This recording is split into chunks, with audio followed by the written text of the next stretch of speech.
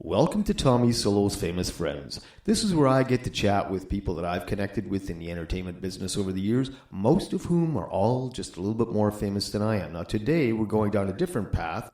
I have with me Jeff Alexander, who was a very promising guitar player before he was afflicted with multiple sclerosis. And I'm very happy to have you on the show, Jeff.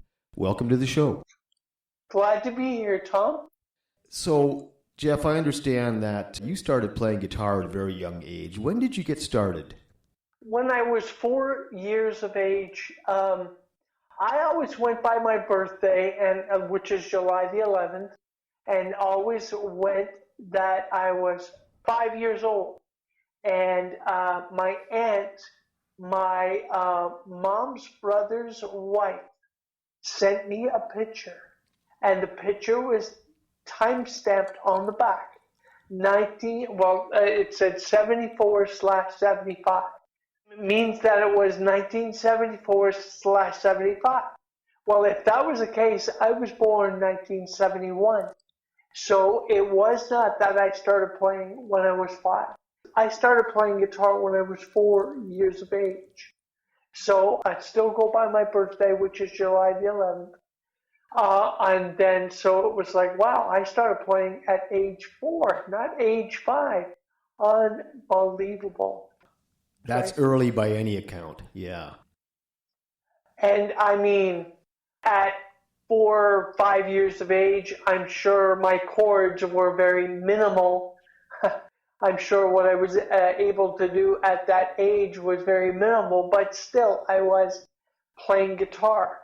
I was playing chords, I was strumming the strings, and not just randomly, I was actually and physically playing the guitar, because I was coming from originally born and raised on the island of Newfoundland. I was part of what is known as the kitchen party. My dad was always part of the whole kitchen party community, I guess you could say. And so I was what would be known as Daddy's little rhythm box. So anytime Dad had his get-togethers or whatever, he would always have me come and back him up. So I learned at a very young age. We all know about the rich cultural musical history in Newfoundland. That's a real strong breeding ground for music, that's for sure. Absolutely. Yeah. So you started playing very young, and when did you get into your first band? I guess my first competition was when I was at 7 years of age. My first official band, I would say, was when I was in my early teenage years.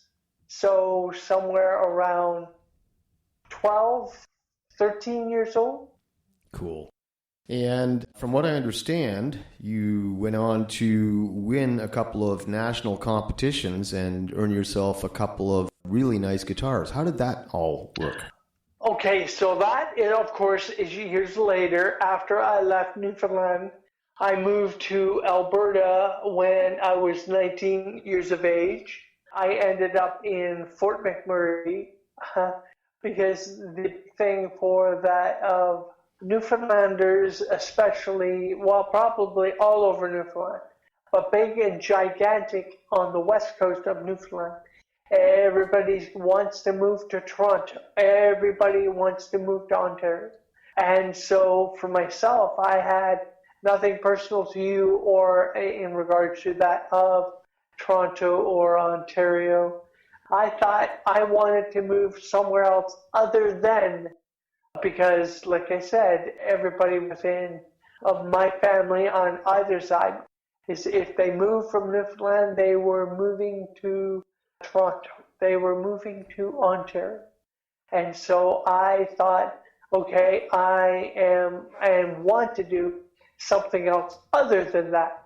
And so a girl that I had grown up with, she was a few years older than me, not somebody I ever dated, but she was, every summer, she would end up in Fort McMurray visiting her sister. Anyway, she ended up having a couple friends that were looking for a roommate. So I applied to Grant MacEwan, but I never had prior music training. Like, I could not read music at that point in time. I was an ear player, played by ear, right? So anyway, I had heard from her that at Keanu College in Fort McMurray, they had a really good music program. And the likes the world famous Leona Boyd, out of all the places that she's ever played and performed, she loved the theater at Keanu College in Fort McMurray. She was really like impressed with that room. So when I'd heard those things, I thought, okay, I'll give it a try. And with that of Fort McMurray, with Keanu College, I didn't have to do a jury. So I didn't have to sit in front of a bunch of judges and get chosen to be in the school within that program. I just got accepted. So I applied for my finances, whatever you want to call it. I got accepted, got my money, and my money became available when I moved to Fort McMurray. So that's what I ended up doing. I went to Fort McMurray. It was a 4-year program. I did the program for 2.5 years, and then I dropped out. I ended up on the road as a full-time musician. So playing all over BC, all over Alberta, all over Saskatchewan, some of Manitoba, Yukon, and Northwest Territories. There's one thing that's different when you're playing out west than when you're playing here in the east, is that everywhere is so much further spread out. It's a lot longer drive, for example, from Fort McMurray to Edmonton than it is from Toronto to London. So that's a really grueling process. Oh, yeah. So just changing rails for a second. I ended up on the road, played for years, as I said. Then the girl I was with at the time, her mom and dad lived in Edmonton. It was too expensive to live in BC, so we ended up moving back to Alberta. Since that point in time, I mean, I've lived in Edmonton. Well, if you were to put the province of Alberta into perspective, I've lived in Fort McMurray, I've lived in Edmonton, I've lived in Red Deer, I've lived in Calgary. So I've been up and down Alberta, and I've been in a number of different places. I've lived in Drayton Valley for a while. I've lived in Lloydminster for a while, but I never put those as places that were major substantial places within my life, okay?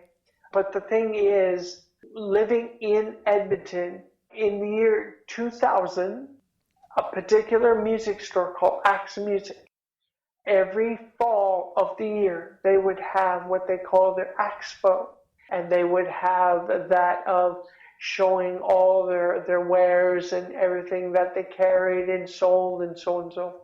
And myself being first and foremost a guitar player, well, a really good friend of mine, he said to me like, "Oh, you've got to enter this contest." I said, "What contest are you talking about?" Well, it was a guitar contest.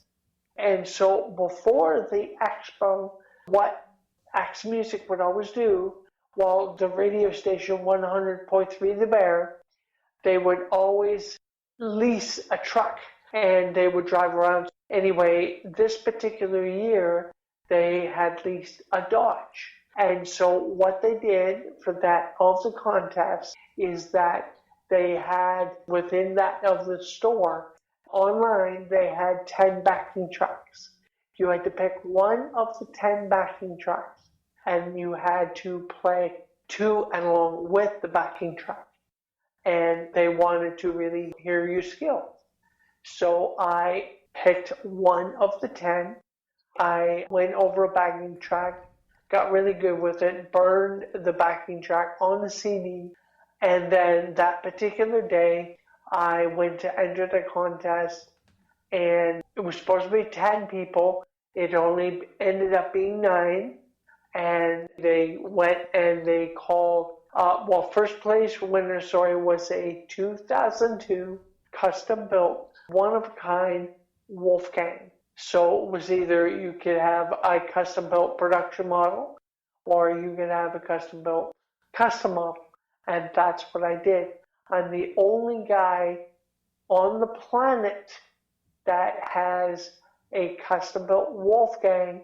Not that they didn't have a factory, not that they didn't make 1,000 of guitars, but I'm the only guy on the planet that has a PV Wolfgang with the switch on the bottom horn instead of on the top horn. Nice. And I understand that's not the only time you've won a competition like that. No, I ended up doing the competition in 2003. They weren't going to let me play. The manager of the store wanted to make me a judge. I said, well, there is nothing in the rules and regulations saying I couldn't play. And in 2003, he said, well, you better ask the guy from the Bear if you can play in the contest. That was, of course, the radio station again. And, of course, it was a young guy again. So I mentioned to him, I said, I've been told I couldn't play the competition. And the guy says, well, why?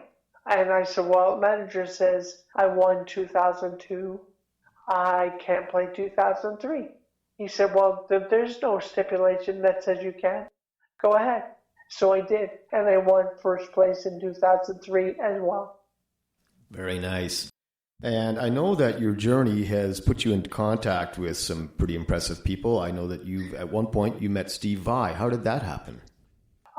Here in the city of Edmonton, he was doing that of promoting his guitars. And I think at that point in time, he just came out with his custom distortion pedal. So it was overdrive on one side, distortion on the other.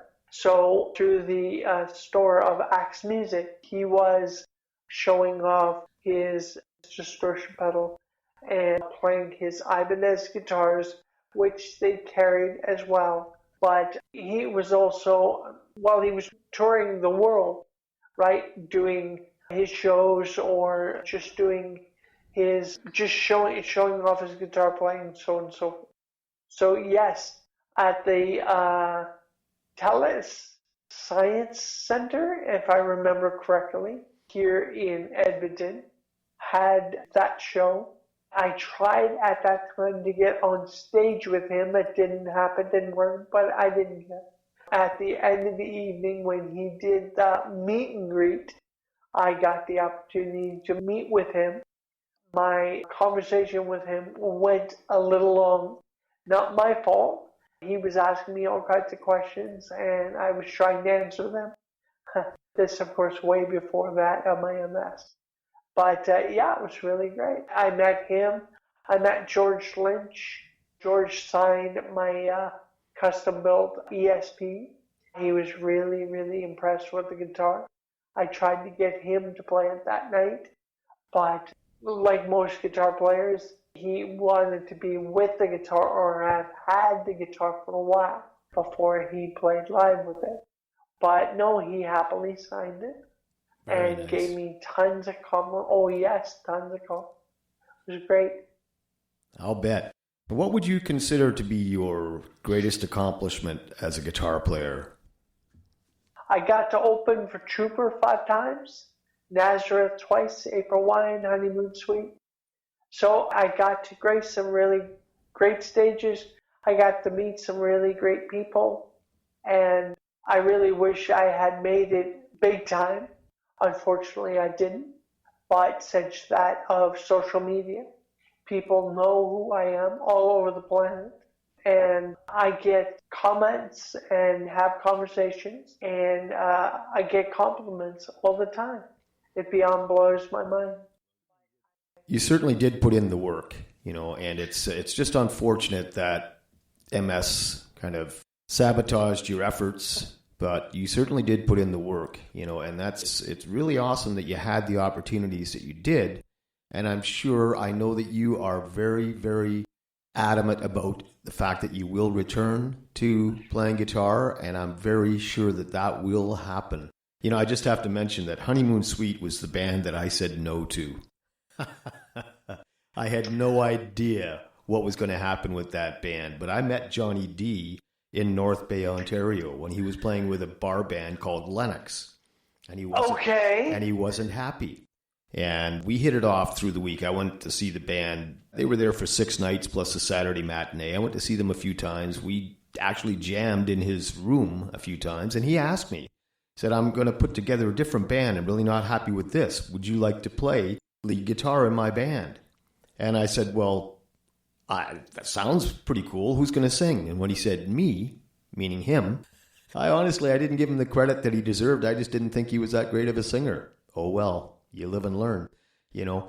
But that aside, I couldn't help but to be intrigued by your story, following you on Facebook. And, you know, I'm glad that we've had this opportunity to talk about it. Now, when were you afflicted initially? When did you know that you were sick? Okay, so we're going on 4 years now. I can't remember the exact day, but the thing was, I was co-DJing with a friend of mine at a place here in Edmonton called the Royal Glenora Club.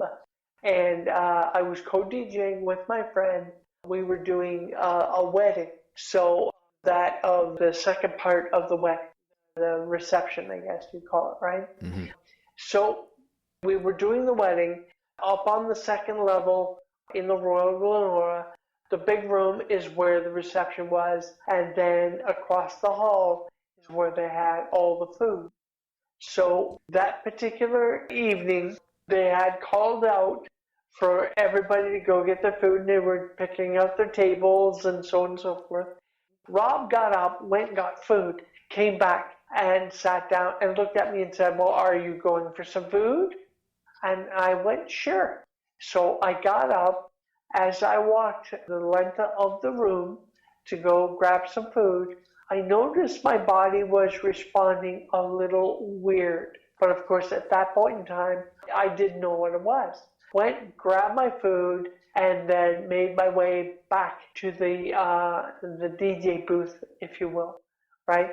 So I had to use the back of chairs. So my plate of food in one hand, and used my other hand, back of chairs, got myself back to my table, and I sat down, ate my food, and I just thought my body was acting strange, but of course did not know or think what it was.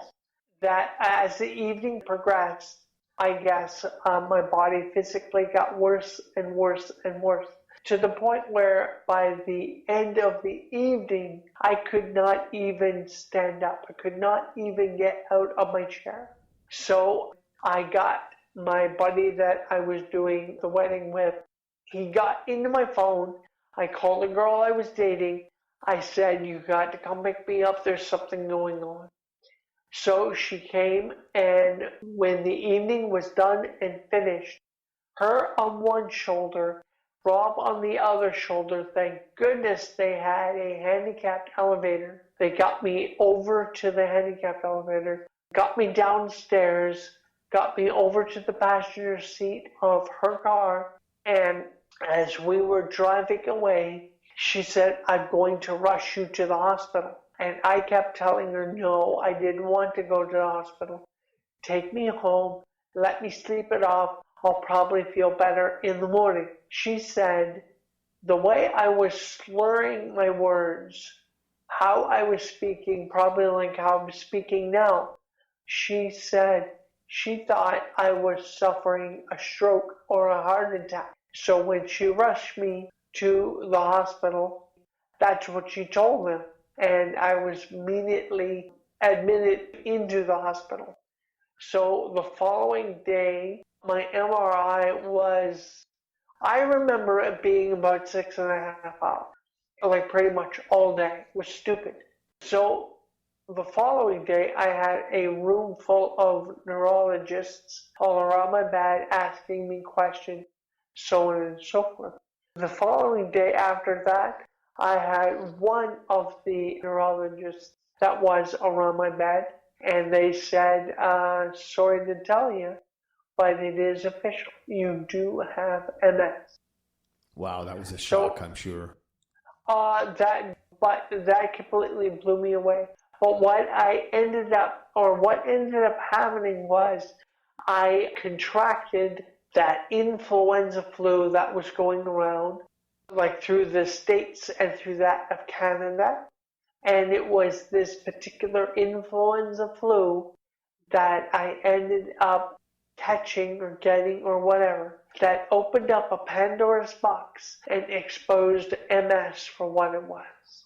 You know, that's very interesting because there are a lot of people, and I know you're on side with those of us who are doing what we need to do to fight COVID, but there are so many people out there, the naysayers, who, you know, they look at the number of people that are recovered, and what they don't get is that there are long-term effects. And, you know, that COVID is kind of like a flu in the fact that it can introduce your body to other things, like what happened to you. It's just so unfortunate that people don't understand, you know, that what happened to you can happen to anybody, you know, and it can be a flu or it can be COVID. Exactly. I mean, it was, like I said, the flu that I ended up, this influenza flu that exposed MS for what it was, right? Because this influenza flu, it knocked my immune system down so bad, like to the point where, because of the influenza flu and then exposing MS, it just put me in the position I was in and put me in the hospital. That's very unfortunate. You know, I don't really think I have any more questions for you, Jeff, but I like to give my guests the last word on the show, and this is a chance for you to talk about whatever you feel passionate about to the people. So whatever you feel passionate about right now, this is the time to say it. Don't give up. Keep pushing forward. Keep trying the best you can. And that's all you can do and ever can be expected from you, is keep a positive attitude and keep trying the best you can do. Keep trying to be the best you can be.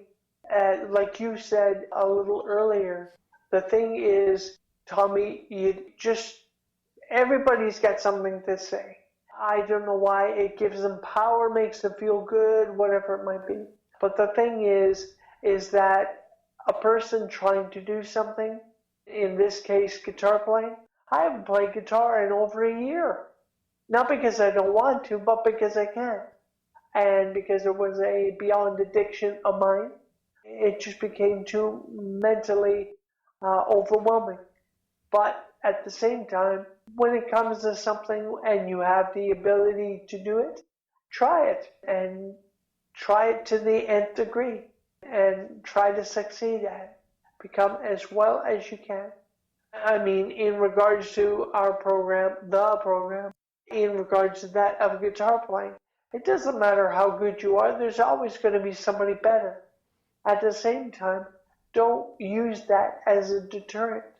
Use it as a positive, not a negative. Use it to make yourself better. Sage words. And I have every confidence that with your attitude, it won't be long before we're seeing new videos from you, Jeff. I thank you very much for being here today. And until next time, cheers. Thanks for having me. Thank you.